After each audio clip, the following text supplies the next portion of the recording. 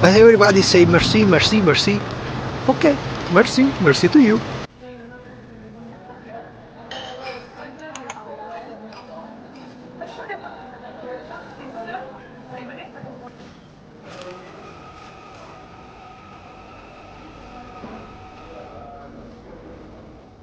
So try poutine Yeah. for the first time. And we have French fries, cheese, gravy because it's meat. No. So let's try, give it a try. Piace? I love it. Look at that. What's this cheese? White cheddar cheese curds. White cheddar cheese cubes. Ah, cubes. No, curds. Herbs. Curds. Cubes.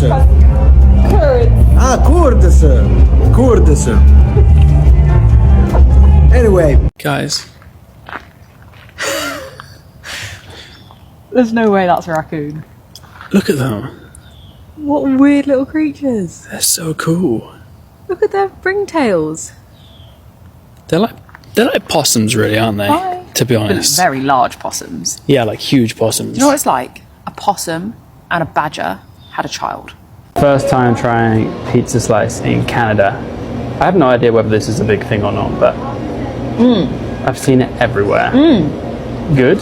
So you've gone for the pepperoni slice, which looks unbelievable. Is it good? Just like any other pizza, or different? It's yummier. I mean, I've got my slice waiting. They're pretty hefty slices. How much was one slice? $3.30. Day one as a Scotsman living in Canada. I've just moved from the UK yesterday. First off, I've noticed that the humidity is there, the heat is here, there's cicadas in my ear 24/7. You don't get that back in Scotland. There's a bit of a smoky smog covering everything at the moment. I found that out the hard way as we were landing the plane into Toronto Pearson. They came on 15 minutes too late to tell us that there was a fire up north in northern Ontario. They had us sit there and believe that the engines were on fire and we were all going to die prior to this.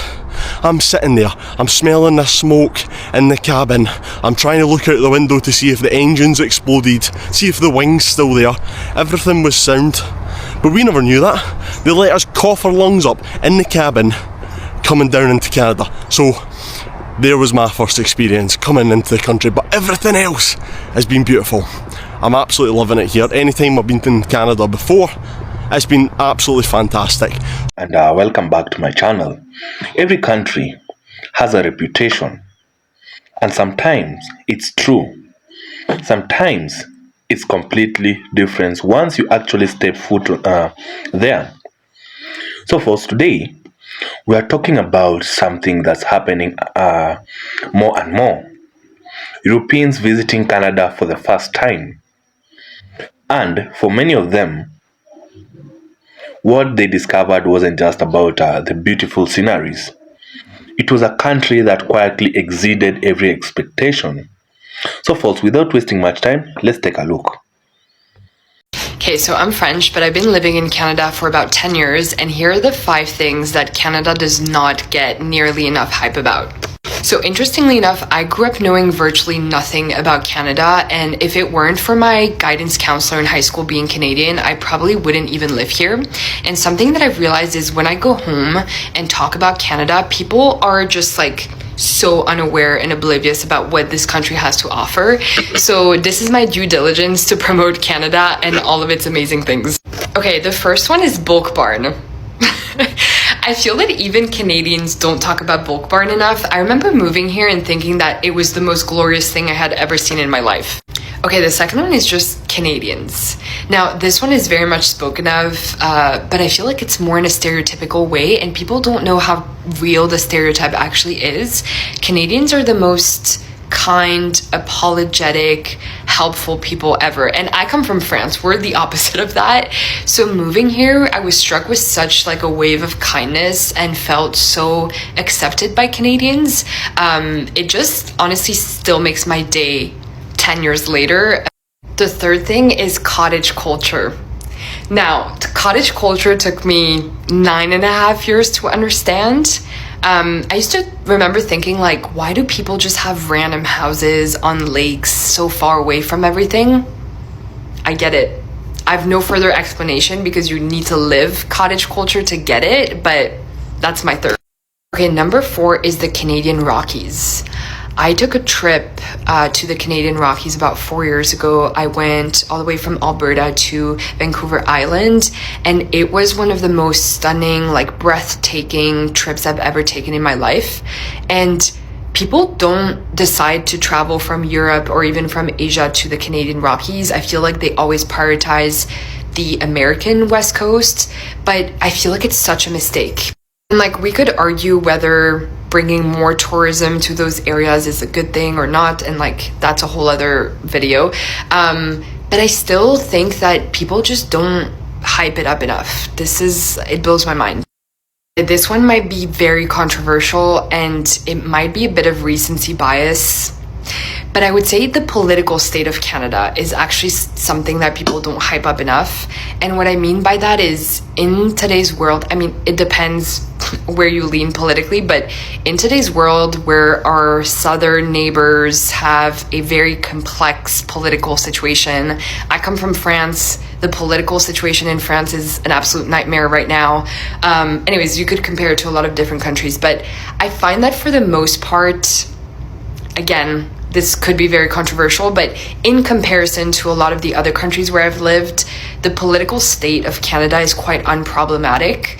I mean, I say that I've only lived here for 10 years, so I've only seen like one party for the most part lead the country. But yeah, I would say it's rather unproblematic. We've been in Canada for 3 weeks now, and these are the main differences I've noticed between London and Vancouver. Pedestrians are the king of the road. At home, pedestrians have no rights. If you're a car, you're going unless you're at a zebra crossing. But here, cars will literally wait for you to cross the road, even if you're trying to cross halfway through. It's like, when you're walking, you're king. It's so weird, and I'm kind of scared to drive because I feel like I'm going to have to learn that pedestrians rule. Secondly, everything is big, like the butter, the coffees. You order like a normal small takeaway coffee and it's huge. So the portions are just bigger. I know American portions are bigger before everyone in the comments comes for me, but the portions seem big here to me too. Food is eye-wateringly expensive in the supermarkets, but it literally makes no sense because in the restaurants, it's the same as in London. And I'm like, how are restaurants affording to buy their food from supermarkets, but then sell it for the same price as they do at home? Like, they must be making a much smaller markup. Does bring me on to tips. Also, why is everyone so nice here?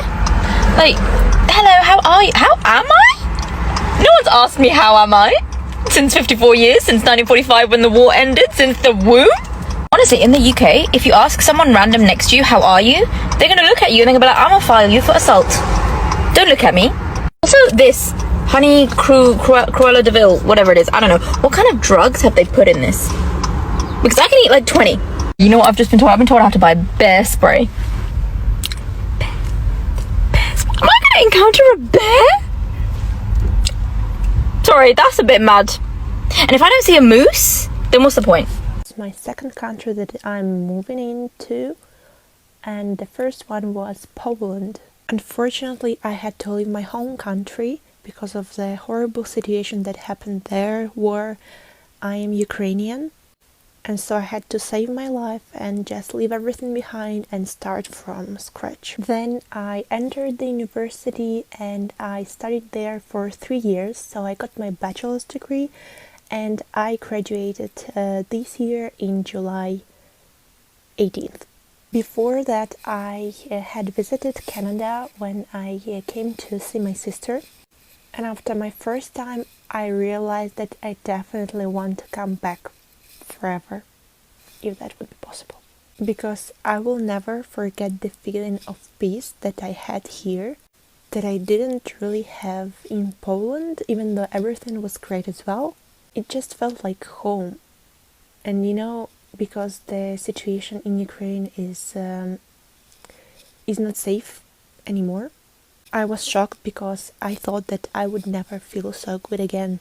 And also during my visits, I've met many wonderful friends of my sister, and they were great people who inspired me, as I already said in my previous videos, that I really love Canadians, that they are wonderful, friendly people, and I can learn a lot from them.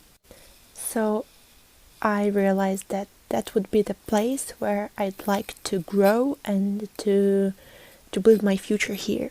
So I graduated and came back, and this time one-way ticket. And I truly appreciate that I can be here.